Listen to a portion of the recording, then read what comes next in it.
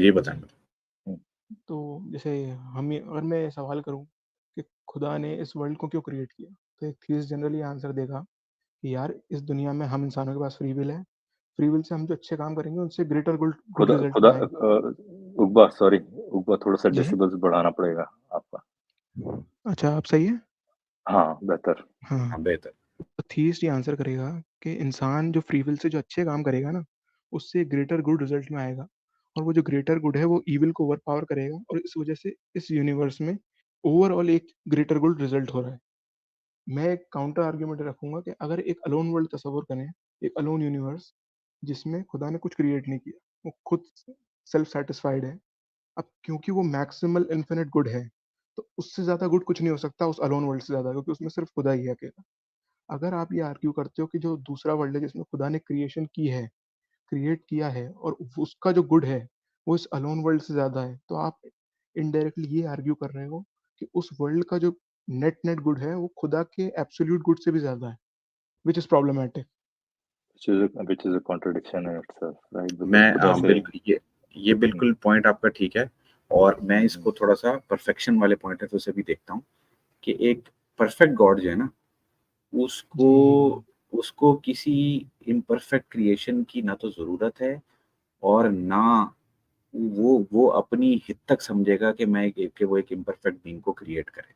बिल्कुल, ठीक जिस है ना? यूनिवर्स में वो अकेला रहेगा वही सबसे परफेक्ट एग्ज़ैक्टली। अकेला यूनिवर्स है, मतलब रहेगा उसकी सेल्फ वही परस्पेक्टिव है। परफेक्ट है। सेल्फ एग्ज़ैक्ट सफिशिएंसी वाली इसमें वो आ एग्ज़ैक्ट गई है कि आप सेल्फ वो ये कहे सफिशिएंट हो तो आपको किसी और की ज़रूरत होना ही नहीं चाहिए ना बेसिकली। इस हाँ, पे इवन ना डिवाइन उस सिंप्लिसिटी गुड और वाले ये इविल आर्ग्यू के करते हैं मुताबिक बोल रहा हूँ। कि गॉड हाँ, हैड टू क्रिएट, उसके पास गॉड कोई है। चॉइस नहीं थी उसको क्रिएट करने की। तो ऐसे केस में तो फिर वो मॉडल कोलैप्स हो जाता है और नेसेसिटेरियनिज्म फॉलो हो जाता है।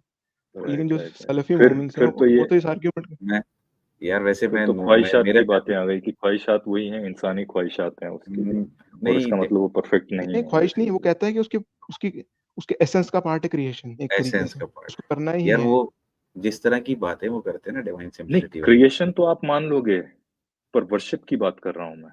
वर्शिप तो क्रिएशन तो बात आप की मान बात है ना लोगे। पायलोट।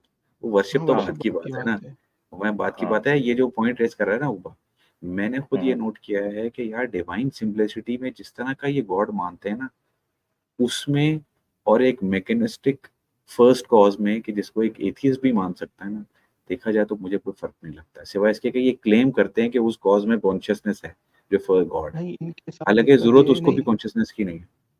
हुँ, इनका जो गॉड है ना वो इस मामले में इसलिए खतरनाक है क्योंकि ये नेसेसिटेरियनिज्म को लिया अपने। अब बिल्कुल। नेसेसिटेरियनिज्म हार्ड डिटर्मिनिज्म का फॉर्म है और उसमें फ्री विल एग्जिस्ट नहीं करती। तो वो हमारे लिए इसलिए खतरनाक है क्योंकि उस पे हम मॉरल रिस्पॉन्सिबिलिटी को डिपेंड नहीं कर पाएंगे। नहीं, नहीं वो इसकी चलें, बजाय वो जो देखो वो प्रॉब्लम तो उनको भी होगी। वो तो देखो वो आप हम मोरल उसमें रिस्पॉन्सिबिलिटी हाँ, हुँ, अब वो प्रॉब्लम नहीं, मुझे आप आई लोग कैन बोले फिर मैं इस पे। अंडरस्टैंड। मैं कह रहा हूँ उस एथियस्ट उसको मान सकता है। मैं कह रहा हूँ कि हम जिसको मान जिस तो जो सकता क्योंकि है। एथियस्ट एग्ज़ैक्टली मैं कह रहा हूँ कि एक मॉरल डिटर्मिनिज़्म जो क्या कहते हैं फ्री जो डिटर्मिनिज़्म को मानने वाले हार्ड डिटर्मिनिज़्म एथियस्ट हाँ, बिल्कुल मौजूद हैं।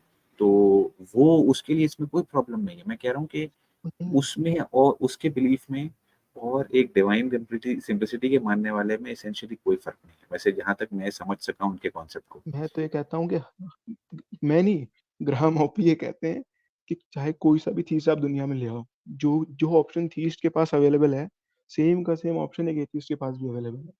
फॉर ये एग्जाम्पल अगर यही सलफी गॉड यही को ले लें, प्रॉब्लम है, बिल्कुल। एग्ज़ैक्टली। अब जी, जी सलफी गॉड को बताएँ। ले लेते हैं फॉर एग्जाम्पल, उसके पास फ्री विल है, ठीक है। ये कंटिजेंसी आर्ग्यूमेंट में एक प्रिंसिपल इन्वोक करते हैं, प्रिंसिपल ऑफ सफिशिएंट रीजन। ठीक है कि हुँ, हर कंटिजेंट ये फैक्ट के सर पीछे एक हाँ, सफिशिएंट रीजन होना जरूरी है। हुँ, हुँ, तो जब ये बात हम इनसे सवाल करते हैं कि यार खुदा ने यही वर्ल्ड क्रिएट क्यों किया, क्योंकि अगर उसके पास फ्री विल है तो वो उसके पास चॉइस थी कि या तो वो दूसरा वर्ल्ड कोई क्रिएट कर देता दूसरे तरीके से, या फिर वो कुछ क्रिएट ना ही करता। तो उसने इसी चीज को क्रिएट क्यों किया? तो इसके अंदर इसको ना जो जनरल थीस्ट जो क्लासिकल थीस्ट हैं या क्रिश्चियंस भी इसको कहते हैं ब्रूट कंटिजेंसी पाए जाते हैं वो, तो प्रिंसिपल सफिशिएंट रीजन यहाँ पे काम नहीं करता। तो इस पे ग्राहम ऑप ये रिप्लाई देते हैं कि अगर यही ब्रूट कंटिजेंसी रखना है इसे, यानी इनडिटर्मिनेंट है ये चीज, हम इसका रीजन पता नहीं लगा सकते कि यही वर्ल्ड क्रिएट क्यों हुआ। तो इसी तरीके से हम एक नेचुरल नेसेसरी थिंग इमेजिन करते हैं इनिशियल सिंगुलैरिटी के नाम से, जो यूनिवर्स जनरेट करती जा रही है, इन्फिनिट नंबर्स में मान सकते हैं, ठीक है, रैंडम तरीके से। Multiverse generator. मल्टीवर्स मान लें, मल्टीवर्स जनरेटर नाम की एक चीज है एमजी, तो वो एमजी भी इसी तरीके से काम कर सकता है। और जैसे कि हम ईविल वगैरह से प्रूव कर रहे हैं कोई ये गुडनेस वगैरह, तो उसके एसेंशियल एट्रीब्यूट्स होना जरूरी है ही नहीं। और कंटिंजेंसी और ये कलाम से तो ये चीज़ें प्रूव होती भी नहीं है। तो इसका अल्टरनेट नेचुरल फर्स्ट कॉज है वो हमारे पास बिल्कुल अच्छे तरीके से अवेलेबल भी है और फिलोसोफर्स इसे डिफेंड भी करते हैं। तो थीस्ट को एक बिल्कुल ख्याल दिमाग से निकाल देना चाहिए कि जैसे एथीस्ट के पास कोई फर्स्ट कॉज नहीं हो सकता, या फिर उसके पास सिर्फ एक लौता ऑप्शन इन्फिनिट हाँ रिग्रेस ही है। एग्जैक्टली जबकि और ये बड़ा राइट, राइट। हाँ ये हाँ वो रिग्रेस में भी आपकी जो बात पूरी हो फिलोसोफर्स गई है ना, हाँ नहीं मैं ये कह रहा था कि रिग्रेस में भी फिलोसोफर्स ये आर्ग्यू करते हैं कि यार